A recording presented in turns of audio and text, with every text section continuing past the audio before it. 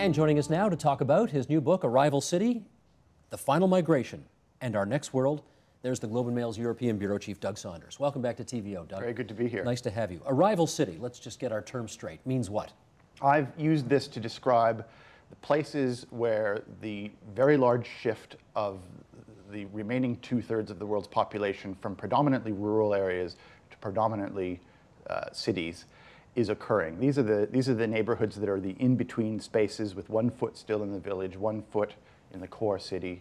And they include the slums and shanty towns and so on of the developing world, but they also include the ethnic arrival neighborhoods of places like Canada, the Chinatowns, Little Indias, Little Italies, some places that become known as ghettos, some that become thriving middle-class ethnic immigrant neighborhoods. Let me just read an excerpt from the book because the numbers are quite astonishing and our viewers need to know this. A third of the world's population is on the move this century, from village to city, a move that began in earnest shortly after the Second World War when South American and Middle Eastern villages left their home to build new enclaves on the urban outskirts and is entering its most intense phase now, with 150 to 200 million Chinese peasants floating between village and city, vast shifts underway in India and Bangladesh, and huge numbers of Africans and Southeast Asians joining the exodus. In 1950, 309 million people in the developing world lived in cities. By the year 2030, 3.09 billion will. What is driving this massive move from village to city? Essentially, what happened to Europe and North America in the 19th century and up until about World War I is now happening to a very intense degree in Asia and the Indian subcontinent. It's almost done in South America, and it's just getting underway in a big way in sub-Saharan Africa now that things are a little more economically and politically stable there. What's driving it? Two changes. First of all, a realization among villagers that a life of subsistence agriculture, which has the risk of starvation. I mean, 3/4 of lethal poverty and starvation level malnutrition occurs in subsistence rural villages, but also the opening up of economies in the cities and so on.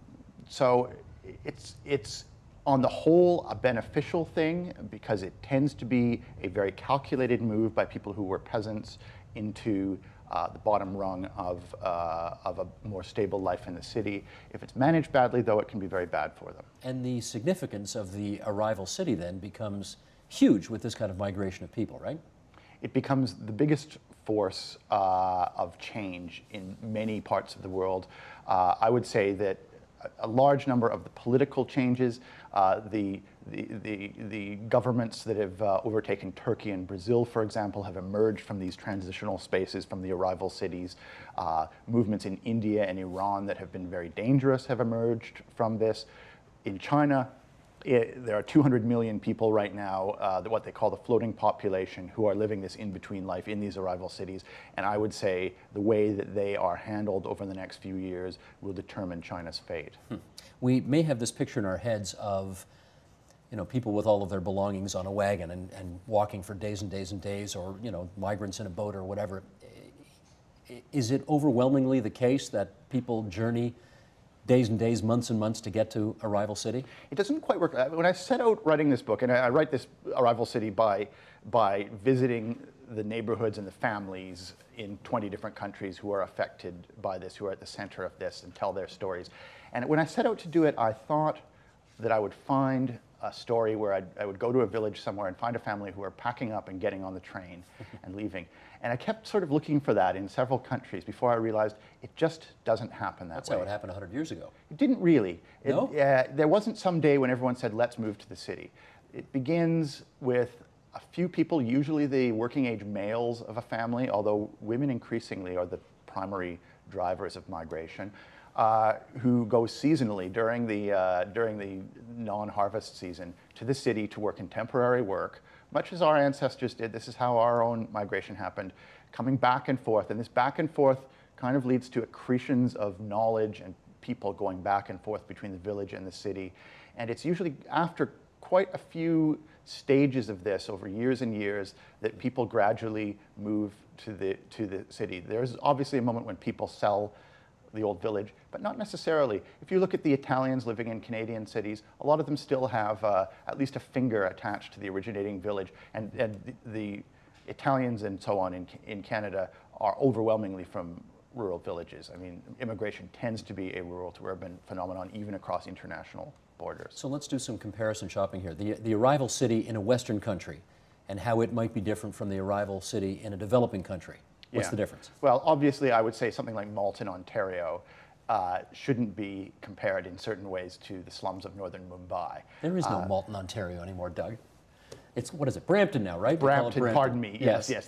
Malton disappeared. The high-rise neighborhoods that were formerly known as Malton. That's yes, right. Exactly. The ghostly presence of the former high-rise enclaves there should not be compared to the very real worlds of plastic-covered shacks in the north. But the logic and the economies of these neighborhoods work the same.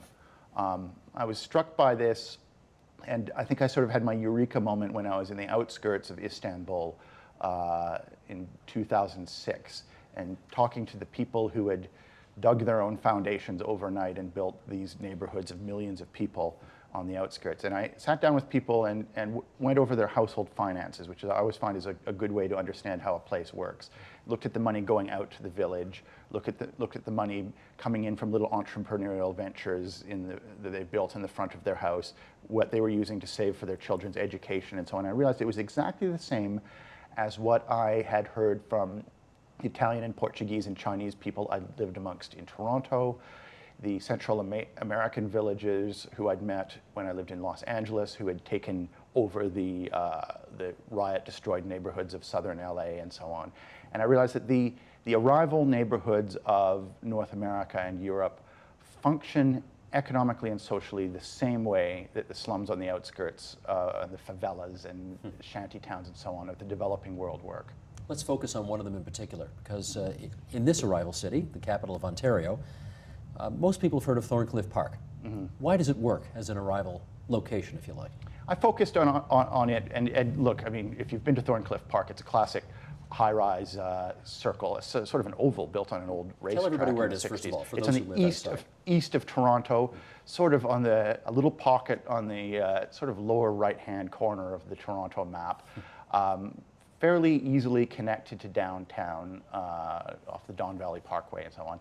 And it looks like all of these places, a lot of which become kind of depressing and dire. And to my eyes, it looks like anything else. But it's been looked at a lot by scholars, by officials and so on, because it's actually functioned surprisingly well over the years. First for Greeks and Macedonians in the 60s who came in, for Latin Americans, Filipinos. Waves and waves of people have come through this neighborhood, used it as their first rung on the ladder, start a small business, to put the down payment on a house somewhere else, and made it into the middle class surprisingly quickly. And why is it different from other neighborhoods, even ones almost adjoining it, that have turned into places that you mainly see in the headlines of the paper as police raids are happening, or drug problems are occurring, or people are being trapped in poverty and so on? So an unsuccessful arrival city then would have what kind of characteristics in contradistinction to that? What I find is these neighborhoods want to be successful. The people there have planned very carefully, usually for a generation, to be there. Refugees are a bit of an exception, but that's maybe 8% of migration. I mean, most people have made huge, complex plans to be there. And when these neighborhoods fail and become violent and crime-filled and so on, it's usually because some barrier has been placed in the way of the plans. Sometimes a physical barrier in terms of the ability to turn your house into a shop or small factory or something like that and have entrepreneurship, either physically or legally. Sometimes in terms of physical connections to the city, because it's prohibitively difficult to get yourself into work and have your children grow up with care at the same time. Sometimes in terms of citizenship.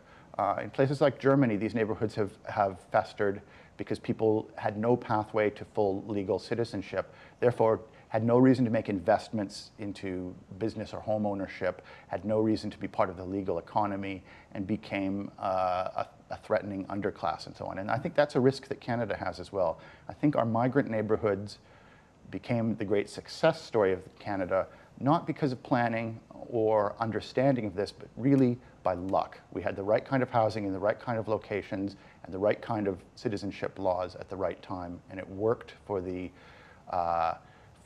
Eastern European Jews and Italians and Portuguese and Chinese for a long time. Now it's a little trickier. Well, follow up on that then, because if I hear you right then, urban planning, architecture, those kinds of things become quite crucial to a successful arrival city? I've become much more of what they call an environmental determinist through this, which is to say that I wouldn't have thought this before, but I actually do think that the physical shape and layout of a neighborhood can have a big effect on how well people live in it.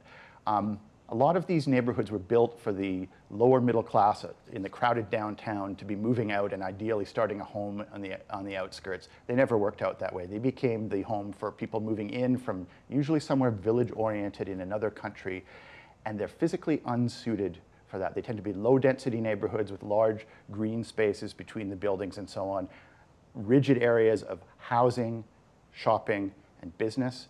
And what people do when they immigrate is they want to turn part of their house into a small business or a shop. They want to be able to have flexible entrepreneurial opportunities in small businesses and so on. And the physical shape prevents that. And I think we have to watch out for that. Transportation links also can make an absolutely huge difference between the success and failure of these neighborhoods. Just before reading another excerpt of your book, I mean, Toronto, I presume, is what everybody thinks of as the arrival city in Canada, but it's not the only one, surely, right? Anything relatively close second? A close second would be Vancouver. Although, it must be said, of the 250 to 300,000 people who arrive in Canada every year over the last 20 years or so, more than half have arrived in the greater Toronto area. Mm-hmm. And in fact, if you were going to pick one region that is the #1 landing spot, it would be Peel region. The only place that comes close to it as far as that amount of reception of people in North America is Los Angeles. And that's not going to stop. There's not going to be some force that's going to stop that. Politics can probably lower the numbers of people who come in by a certain margin, 10 or 15 or 20%. But the reality is that Canada is networked into other places. Our families are networked in, our political people are networked in, and we are competing to get people like X-ray technicians and high-skilled people into Canada. We can't realistically expect to win those people without letting them bring their families in. And that's 4 or 5 people for every who are unskilled, untrained, often village-oriented, for every one who is university educated. Another excerpt from Arrival City, Doug Saunders' book. Today, there are more rural migrants in the cities of North America, Europe, and Australia than there have been at any time since the early 20th century. Every year, more than 5 million people move from the largely rural developing world into the urbanized West. Question emerging from that is, are there dangers to having an influx of rural immigrants from developing countries?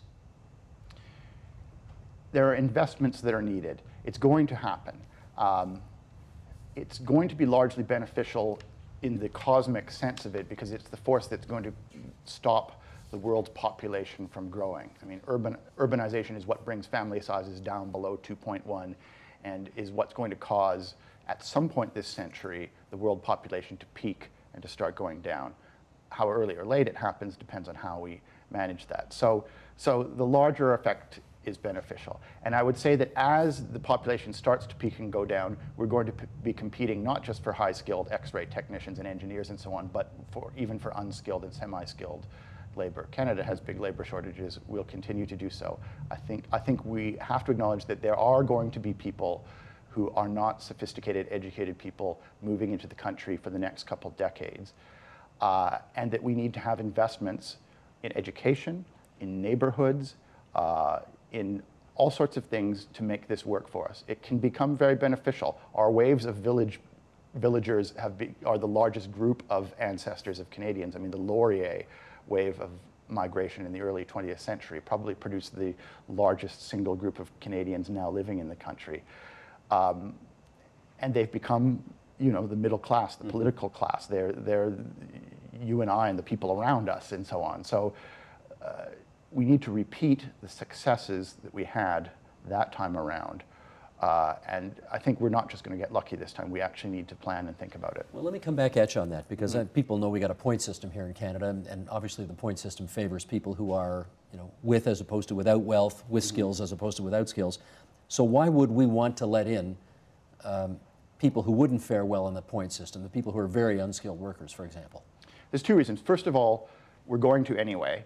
4/5 of our immigration, probably slightly more than 4/5 of our immigration, is family class. Those family members do not tend to be the high-skilled people. They tend to be uneducated, low-skilled. And what Statistics Canada found out was that those unskilled, non-linguistically competent relatives of points migrants actually do better in the economy than the points migrants do themselves. They have lower unemployment, they have higher success in the workforce, and so on. Why is that? That's because Canada actually has very large labor shortages in unskilled and semi-skilled areas, as well as in professional and skilled areas. Jobs that Canadians won't do? Well, or that there simply aren't enough Canadians to do. In 2009, during a period when unemployment was fairly high, Canadian businesses, 14% of Canadian businesses reported shortages of unskilled and semi-skilled labor as their largest problem. The projections are there'll be 1 million labor shortages in Canada by the end of this decade. So I think we can stop it. We can try to keep a very high-skilled cohort coming in, and there are reasons to want to do that. There's nothing wrong with trying to be selective in immigration, but we have to realize that that's not going to be the whole picture. And it might not be desirable to have people with PhDs driving taxis in Toronto. For sure. Well, let me ask you this. I know you don't want to be a political commentator here, but you happen to be visiting your old stomping grounds in the middle of a very, tightly fought mayor's campaign. And one of the guys running for mayor here, Rob Ford, who's on the conservative side of the spectrum, has said, we've already got enough people here in Toronto. We really can't accommodate anymore. And the projections for the future, he feels, are unreasonable, that we can't handle anymore. You've heard that view. What do you say to that?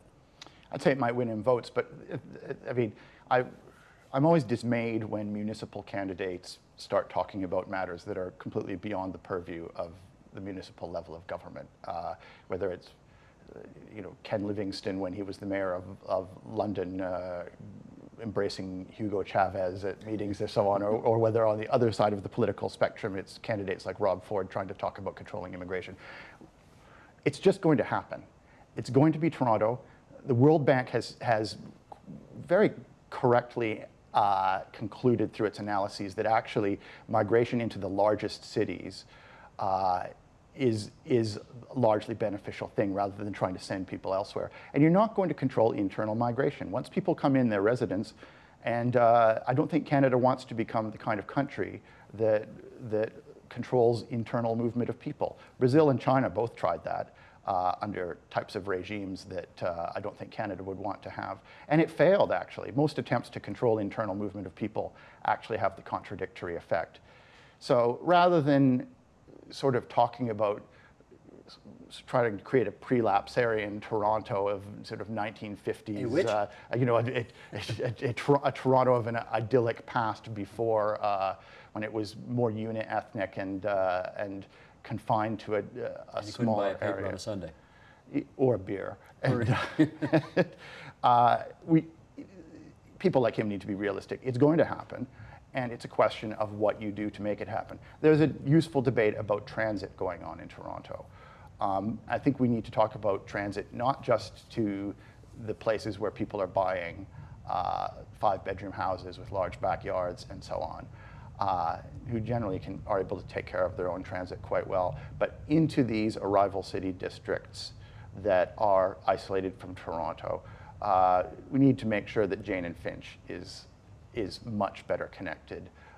We need to make sure that Peel Region has transit links into Toronto, a political wall that's very hard to breach, but I think it's vital that it happen.